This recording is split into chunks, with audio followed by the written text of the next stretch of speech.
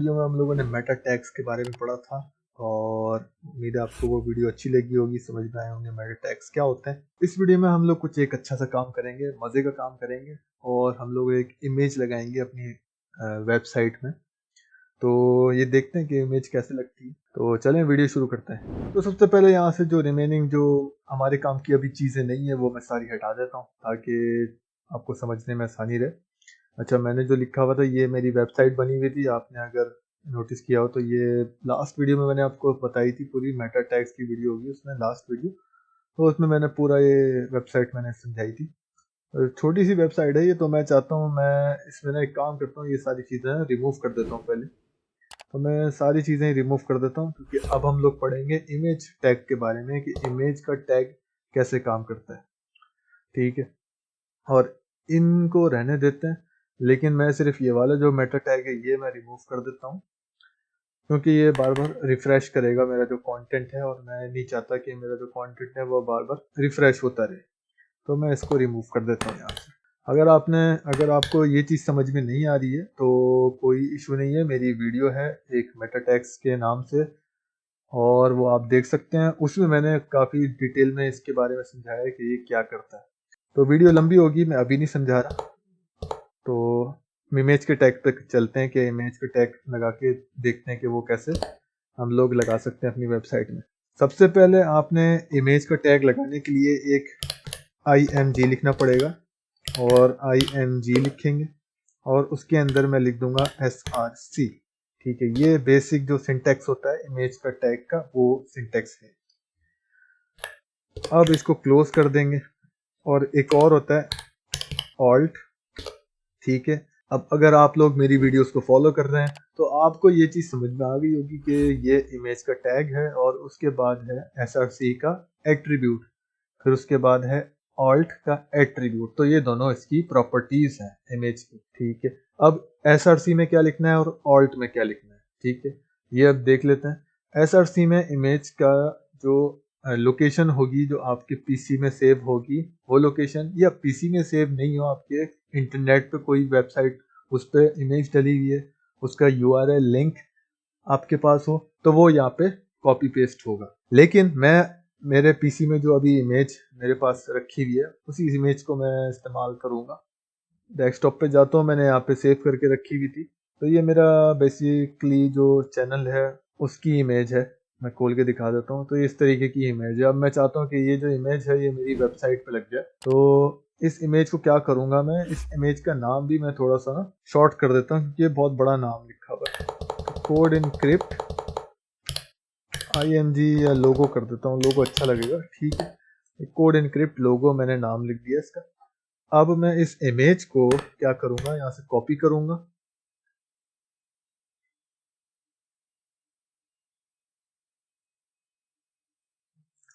और इसको अपना जो फोल्डर था HTML ट्यूटोरियल फोल्डर उसमें मैं पेस्ट कर दूंगा।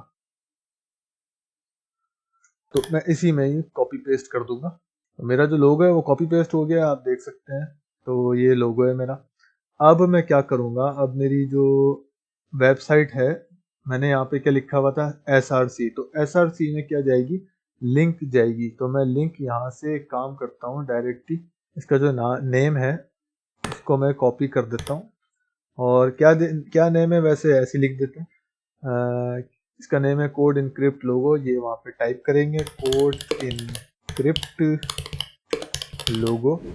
ठीक है, अच्छा इसने खुद ही इंटेलिजेंटली मुझे बता दिया कि ये इमेज ऑलरेडी है आपके पास, तो मैं ये इमेज डालनी है मुझे, तो मैंने क्लिक कर दिया। इन केस आपको अगर ये इमेज नहीं मिल रही तो आप उसी फोल्डर में कॉपी करें जहाँ पे आपकी वेबसाइट बनी हुई है। ठीक है, तो अगर आपकी वेबसाइट वहाँ पे उसी फोल्डर में बनी हुई है ना, क्रिएट हुई है, तो आप उसी फोल्डर में ना इमेज को भी रखें। और उसके बाद ये एक्सटेंशन क्या है, ये इमेज का एक्सटेंशन है। अगर मैंने तो अभी वहीं से लिख लिया, लेकिन अगर आपको यहाँ से इमेज का एक्सटेंशन देखना है तो आप यहाँ से देख सकते हैं, PNG फाइल शो कर रहा है और आप इसकी प्रॉपर्टीज में जाके भी देख सकते हैं कि ये कौन सी फाइल है। तो एक्सटेंशन जो है लाजमी सही डालना पड़ता है। PNG है तो PNG डालना है, JPG फॉर्मेट है तो JPG फॉर्मेट डालना है, PNG फॉर्मेट है तो PNG फॉर्मेट डालना है। और इस तरीके से फिर आपकी जो इमेज होएगी तो वो चलेगी। लेकिन अगर आप पीएनजी और पीएनजी है तो आप यहाँ पे जेपीजी लिख देंगे तो ये इमेज आपकी रन नहीं होगी। अभी मैं आपको करके दिखाऊंगा। उसके बाद ये ऑल्ट के एट्रीब्यूट में क्या डलता है, इन केस जैसे कि अभी तो फॉर एग्जांपल मेरे पास इमेज है, ठीक, लेकिन अगर मेरे पास किसी वजह से इमेज शो नहीं हो, जैसे कि ये इमेज है तो ये मेरे पास शो नहीं हो रही किसी भी वजह से, या तो इमेज इंटरनेट की वजह से, लोड की वजह से इमेज शो नहीं हुई है, या ब्राउ जो इंटरनेट की स्पीड होती है उसकी वजह से स्लो स्पीड है, अगर इंटरनेट की स्लो स्पीड है उसकी वजह से मेरी इमेज शो नहीं हुई हो, या फिर मैंने कुछ ऐसे पीएनजी की जगह जेपीजी लिख दिया, हालांकि फॉर्मेट जो था वो पीएनजी था, तो मेरी इमेज शो नहीं हो रही, तो फिर ऑल्ट का एट्रीब्यूट काम आएगा और मैं लिख दूंगा इसमें this is code encrypt image, ठीक है। अगर ये चीज़ मेरे पास शो नहीं हो रही तो फिर मुझे वो एक ये मैसेज या फिर ये लिखा हुआ कुछ मुझे शो कर दे कि भाई ये जो इमेज है ये इस चीज़ की इमेज है। अब मैं इसको सेव करता हूँ और मैं इसको रिफ्रेश करूँगा अपनी वेबसाइट को। अच्छा, क्योंकि इमेज बहुत बड़ी थी तो इसलिए पूरी वेबसाइट पे इसने शो कर दी है। अब क्या है, मैं इसको छोटा करके दिखा देता हूँ। ये मैं छोटा मिनिमाइज कैसे कर रहा हूँ, ये मैं ब्राउज़र का जो मिनिमाइजिंग टूल होता है ना, उसको मैं मिनिमाइज या मैक्सिमाइज करते हैं तो वहीं से कर रहा हूँ। अब ये इमेज है, मैंने जो अभी इमेज अपनी इसमें वेबसाइट में लगाई है। अब मैंने आपको क्या बताया था कि ऑल्ट का एट्रीब्यूट क्या काम करता है, वो तो इसमें कुछ काम नज़र नहीं आया, तो मैं वो भी दिखा देता हूँ कि वो क्या काम करता है।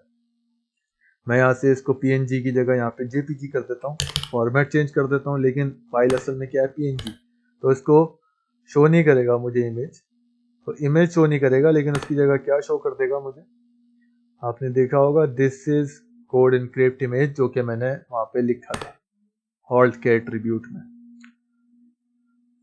तो ऑल्ट का एट्रीब्यूट काम करता है इस वक्त जब आपकी इमेज किसी वजह से शो नहीं हो। पीएनजी वापस लिख देते हैं। अब एक और चीज़, अगर आपको किसी ऑनलाइन कोई इमेज पड़ी हुई है उसका यूआरएल कॉपी पेस्ट कर दें आप तो वो भी सही है, वो भी काम करता है। जैसे कि मैं कोई भी इमेज यहाँ पे, कोई सी भी इमेज हो वो मैं यहाँ पे इसका यूआरएल जो है वो कॉपी पेस्ट करता हूँ।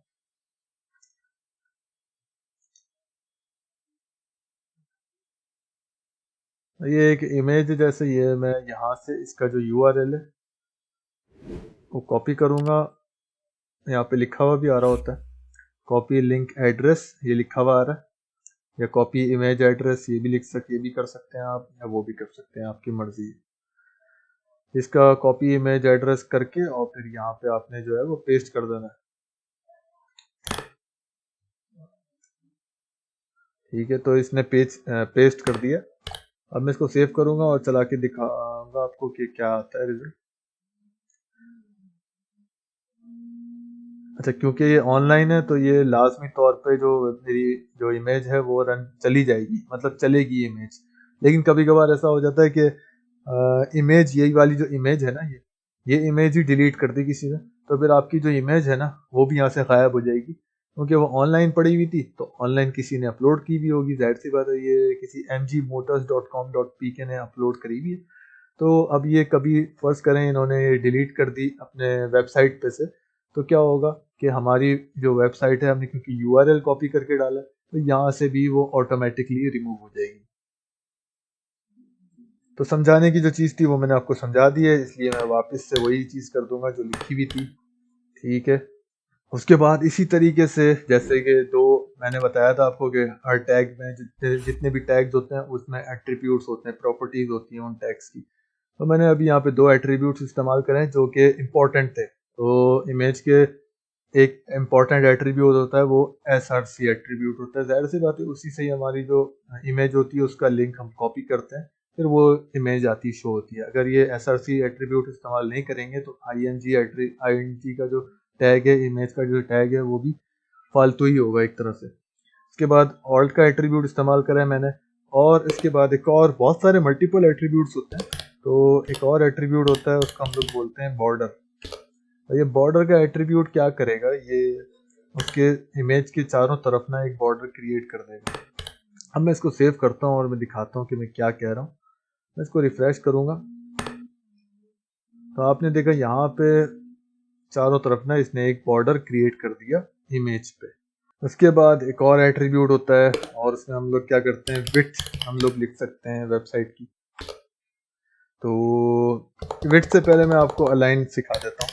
और अलाइनमेंट, अगर आप अपनी वेबसाइट की जो अलाइनमेंट है वो चेंज करना चाहें, अलाइन कहते हैं एट्रीब्यूट को, अलाइन ही लिखेंगे और उसके अंदर मैं लिख दूंगा लेफ्ट या राइट या जो भी अलाइनमेंट मुझे देनी है। जैसे अभी तो मेरी इमेज लेफ्ट में ही है, जाहिर सी बात है। अगर मैं आपको दिखाऊं तो ये लेफ्ट साइड होती है और ये राइट साइड होती है। तो अभी लेफ्ट में है तो मैं इसको राइट में दे देता हूँ और दिखाता हूँ आपको कि ये क्या होता है। सही है, अब इसको रन करते हैं। तो रिफ्रेश करने के बाद आपने देखा ये जो मेरी इमेज थी वो राइट पे लेके चला गया, जो ब्राउज़र था मेरा। तो इस तरीके से हम लोग जो अपनी जो इमेज होती है उसकी अलाइनमेंट को चेंज कर सकते हैं, सेट कर सकते हैं, या तो लेफ्ट में ले जा सकते हैं या फिर राइट में ले जा सकते हैं। इसी तरह एक और एट्रीब्यूट होता है इमेज टैग का। तो वो क्या होता है, हम लोग अपनी इमेज की विड्थ या फिर हाइट चेंज कर सकते हैं। जैसे कि यहाँ पे मैं विड्थ दे देता हूँ, विड्थ मतलब चौड़ाई। तो मैं यहाँ पे, अब मैंने आपको इमेज में बताया था पहले भी, आपको शायद मैंने आपको उसमें फॉन्ट्स के उसमें बताया था कि फॉन्ट्स का जो टॉपिक था ना, हेडिंग्स में और पैराग्राफ में मैंने आपको शायद ये चीज़ समझाई थी, विड्थ और हाइट की। तो पिक्सल में भी दे सकते हैं आप, परसेंटेज में भी दे सकते हैं, और लार्ज स्मॉल इस तरीके से भी आप दे सकते हैं। ठीक है, मैंने 100 पिक्सल दे दी। अब मैं थोड़ी सी बड़ी दे देता हूँ क्योंकि इमेज का जो मेरा रेजोल्यूशन है ना वो ऑलरेडी बहुत बड़ा है। इसलिए मैं अगर छोटी दूंगा ना तो क्या होगा कि कुछ ज़्यादा ही छोटी हो जाएगी। और विड्थ के बाद एक और होता है एट्रीब्यूट, उसको हम लोग बोलते हैं हाइट का एट्रीब्यूट। हाइट में भी मैं स्क्वायर ही दे देता हूँ। तो जब 1000 पिक्सल हो जाएंगे तो वो क्या बन जाता है, एक स्क्वायर ओरिएंटेशन हो जाएगी। तो ओरिएंटेशन से मीनिंग ये है कि जो उसकी जैसे लैंडस्केप होती है, पोर्ट्रेट होती है, मोबाइल में पोर्ट्रेट होती है, लैंडस्केप होती है, और इसी तरीके से स्क्वायर भी होती है। तो स्क्वायर में जब दोनों बराबर हो जाते हैं तो वो स्क्वायर शेप की इमेज बन जाती है। मैं चला के दिखा देता हूँ आपको। तो रिफ्रेश जैसी मैंने करा तो इस तरीके से मुझे शो हो रहा है स्क्वायर की शेप में। अब ये एक और चीज़ आप नोट कर लें कि ये जो विड्थ और हाइट के जो एट्रीब्यूट हैं ये ज़्यादा इस्तेमाल नहीं होते। इनको इस्तेमाल इतना नहीं करते क्योंकि इसमें ना मसला ये होता है कि जब ये इस्तेमाल कर लेते हैं ना हम, और अगर इस्तेमाल करते भी हैं तो पिक्सल में नहीं करते, इस तरीके से इस्तेमाल होता है, यानी परसेंटेज में 100% या फिर 80%। तो इस तरीके से ना ये जो एट्रीब्यूट हैं वो इस्तेमाल होते हैं।